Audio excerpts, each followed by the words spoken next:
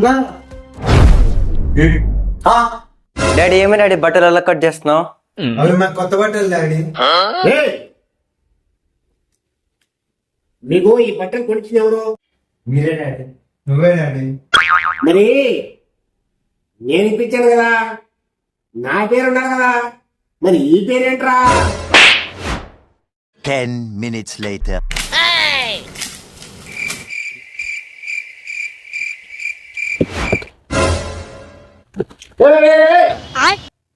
ఏమైందిరా నోట్లు అడ్డు చెబుతున్నారు?